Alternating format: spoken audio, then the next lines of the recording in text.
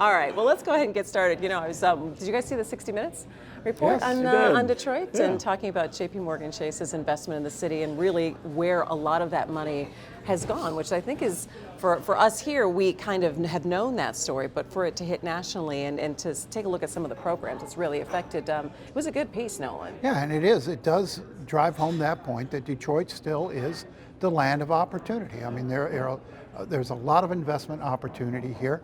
A lot of things that haven't been done yet that we still need.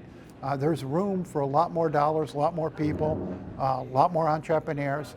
You know, if you're somebody out there in a city like Chicago, New York, LA, where it's saturated, you come here, you look around, there's some place to put your money wherever you look. I think it was interesting they talked about that this would almost be a model for some other cities now that they're taking a look at, and so often maybe Detroit isn't always the model for things. Well, part of what I think is the model is the way that JP Morgan is working with the people who are on the ground here in neighborhoods, in city government. This is not like some outside bank just coming in and saying, well, we can figure out ways to move money around. There's a really thoughtful and intentional sort of purpose behind all this that I think is important, not just for Detroit, but as you point out, for other cities as well that are struggling with this kind of thing. The one thing I would love to see a little more of is JP Morgan taking more responsibility for having caused a lot of the problems that we have here in Detroit. A lot of the blight that we have is about the mortgage crisis that they help fuel with really irresponsible lending practices. They have taken some responsibility for that. That 60 Minutes story, of course, was not about that, and I didn't expect to see that there.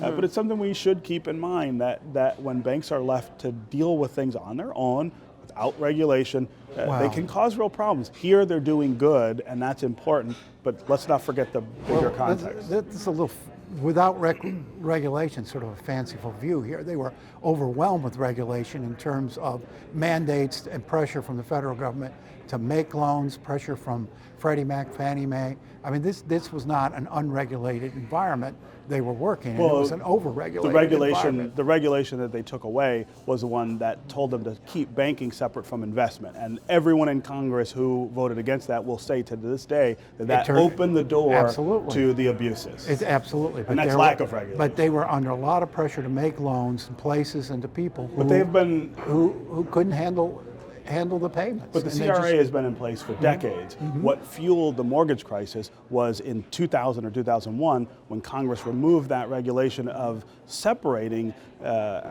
these more conventional investments from that was a contributor. A huge contributor. The government's Fannie Mae program was a huge contributor. A lot of things went into that. But you got a lot of banks here now doing good things in the city. They're trying. Bank of America I give them credit. has this $1 billion housing program to help people, to help reestablish home ownership in Detroit, which got wiped out in large part during the financial collapse. A lot of people a little wary of getting mortgages again, and now Bank of America got this $1 billion program to really work with people, not only to help them get a mortgage, but to help them make sure they can pay for that mortgage. Another thing that they highlighted was really the job training programs that they're putting money into, and specifically they looked at Focus Hope and trying to fill a lot of these jobs they're talking about that are coming to the city. Yeah, well, that's the next step, right? It's not just about housing. It's also about investing in the people here and making sure that they have opportunity.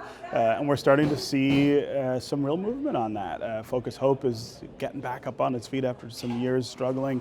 This work they're doing with JP Morgan is part of that. We're seeing all kinds of workforce development being led by the city, being led by some private investors. The Carpenters Union is moving all of its training facilities into the city of Detroit for the first time.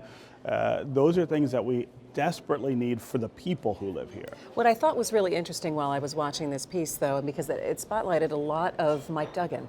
And I thought it was very interesting because we're coming off of a period, I think, where people are really questioning transparency in the city government right now and talking about all the investigations surrounding the Make Your Date program, and was there improper push for that nonprofit program coming from the city offices, and also then taking a look at a scathing report that came out about the housing, about the demolition, and the mayor is in front of city council this week asking for the approval. Where do you think we are, Nolan, with how people perceive the Duggan administration and transparency? Well, there's never any question that Mike Duggan was an able administrator. He's proved that throughout his career. There was also never any question that he was a machine politician and that he did things a certain way and that he took care of the people who took care of him and made it easier for him to do his job. I think that's what you're seeing play out here.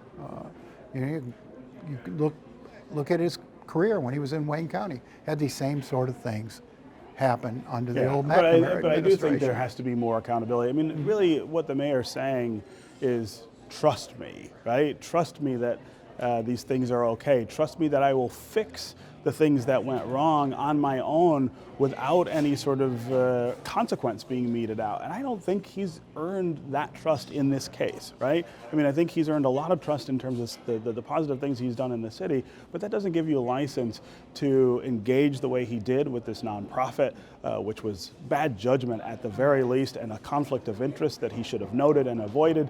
And then when it blew up, I think he led an effort to have emails destroyed. I mean, I don't think his people just sua sponte woke up one day and did this.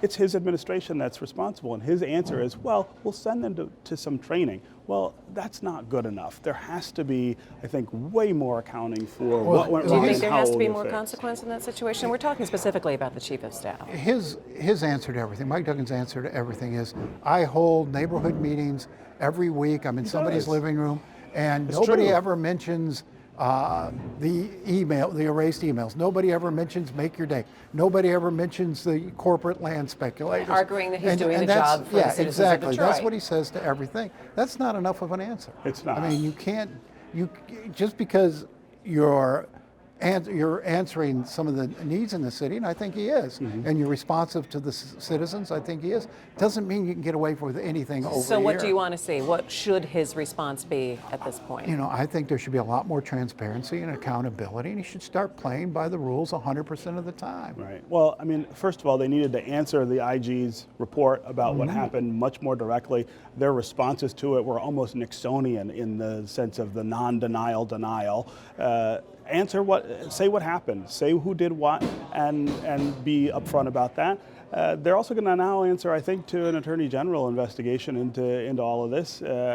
We don't know where that will go, but there could be consequences for the people involved there. But the mayor is the person who needs to take the lead in taking responsibility for it, not the people who work for him, who, whatever they did, were doing what the administration decided they needed to do.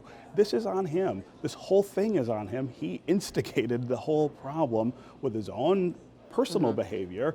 But you know, look, people make mistakes. You just got to come out and say, I screwed this up. Here's how I'm going to fix it. All right, and we'll have to see how that bond issue for demoing more homes is going to go as well.